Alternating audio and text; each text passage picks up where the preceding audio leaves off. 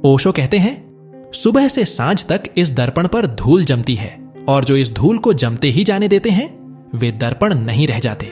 और जैसा स्वयं का दर्पण होता है वैसा ही ज्ञान होता है। जो जिस मात्रा में दर्पण है उस मात्रा में ही सत्य उसमें प्रतिफलित होता है। एक साधु से किसी व्यक्ति ने कहा कि विचारों का प्रवाह उसे बहुत परेशान कर रहा है। उस साधु ने उसे निदान और चिकित्सा के लिए अपने एक मित्र साधु के पास भेजा और उससे कहा, जाओ और उसकी समग्र जीवनचर्या ध्यान से देखो, उससे ही तुम्हें मार्ग मिलने को है। वह व्यक्ति गया। जिस साधु के पास उसे भेजा गया था वह एक सराय में रखवाला था। उसने वहां जाकर कुछ दिनों तक उसकी चर्या देखी, लेकिन उसे उसमें कोई खास बात सीखने जैसी दिखाई नहीं पड़ी। वह साधु अत्यंत सामान्य और साधारण व्यक्ति था। उसमें कोई ज्ञान के लक्षण भी दिखाई नहीं पड़ते थे।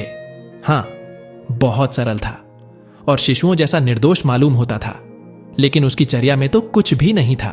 उस व्यक्ति ने साधु की पूरी दैनिक चर्या देखी थी। केवल रात्रि में सोने के पहले और सुबह जागने के बाद वह क्या करता था वही भर उसे ध्यात नहीं हुआ था। उसने उससे ही पूछा। साधु ने कहा, कुछ भी नहीं। रात्रि को मैं सारे बर्तन मांजता हूं और चूंकि रात्रि भर में उनमें थोड़ी बहुत धूल पुनः जम जाती है, इसलिए सुबह उन्हें फिर धोता हूं। बर्तन गंदे और धूल भरे न हो यह ध्यान रखना आवश्यक है। मैं इस सराय का रखवाला जो हूं। वह व्यक्ति इस साधु के पास से अत्यंत निराश हो अपने गुरु के पास लौटा। उसने साधु की दैनिक चर्या और उससे हुई बातचीत गुरु को बताई। उसके गुरु ने कहा, जो जानने योग्य था वह तुम सुन और देख आए हो, लेकिन समझ नहीं सके। रात्रि तुम भी अपने मन को मांजो और सुबह उसे पुनः धो डालो। धीरे धीरे चित्त निर्मल हो जाएगा। सराय के रखवाले को इस सब का ध्यान रखना बहुत आवश्यक है। चित्त की नित्य सफाई अत्यंत आवश्यक है।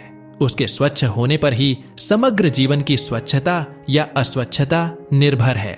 जो उसे विस्मरण कर देते हैं वे अपने हाथों अपने पैरों पर कुल्हाड़ी मारते हैं। शाश्वत क्षण में छिपा है और अणु में विराट। अणु को जो अणु मानकर छोड़ दे वह विराट को ही खो देता है। क्षुद्र में ही खोदने से परम की उपलब्धि होती है। जीवन का प्रत्येक क्षण महत्वपूर्ण है और किसी भी क्षण का मूल्य किसी दूसरे क्षण से न ज्यादा है न कम है। आनंद को पाने के लिए किसी अवसर की प्रतीक्षा करना व्यर्थ है। जो जानते हैं वे प्रत्येक क्षण को ही आनंद बना लेते हैं और जो अवसरों की प्रतीक्षा करते रहते हैं वे जीवन के अवसर को ही खो देते हैं। जीवन की कृतार्थता इकट्ठी और राशिभूत नहीं मिलती है, उसे तो बिंदु बिंदु और क्षण क्षण में ही पाना होता है। एक साधु के निर्वाण पर उसके शिष्यों से पूछा गया था कि दिवंगत सद्गुरु अपने जीवन में सबसे बड़ी महत्वपूर्ण बात कौन सी मानते थे। उन्होंने उत्तर में कहा था, वही जिसमें किसी भी क्षण वे संलग्न होते थे। बूंद बूंद से सागर बनता है और क्षण क्षण से जीवन।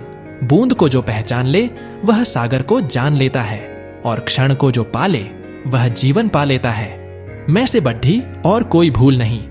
प्रभु के मार्ग में वही सबसे बड़ी बाधा है। जो उस अवरोध को पार नहीं करते सत्य के मार्ग पर उनकी कोई गति नहीं होती है। एक साधु किसी गांव से गुजरता था। उसका एक मित्र साधु भी उस गांव में था। उसने सोचा कि उससे मिलता चलूं। रात आधी हो रही थी, फिर भी वह मिलने गया। एक बंद खिड़की से प्रकाश को आते देख उसने उसे खटखटाया। भीतर से आवाज आई, कौन है? उसने यह सोच कि वह तो अपनी आवाज से ही पहचान लिया जाएगा, कहा, मैं। फिर भीतर से कोई उत्तर न आया। उसने बार बार खिड़की पर दस्तक दी पर उत्तर नहीं आया। ऐसा ही लगने लगा कि जैसे वह घर बिल्कुल निर्जन है।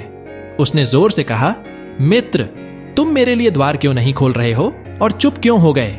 भीतर से कहा गया, यह कौन नासमझ है जो स्वयं को मैं कहता है, क्योंकि मैं कहने का अधिकार सिवाय परमात्मा के और किसी को नहीं है। प्रभु के द्वार पर हमारे मैं का ही ताला है। जो उसे तोड़ ढा देते हैं वे पाते हैं कि द्वार तो सदा से ही खुले थे। सत्य स्वयं के भीतर है। उसे पहचान लेना भी कठिन नहीं, लेकिन उसके लिए अपने ही भीतर यात्रा करनी होगी। जब कोई अपने भीतर जाता है तो अपने ही प्राणों के प्राण में वह सत्य को भी पा जाता है और स्वयं को भी। धन्यवाद।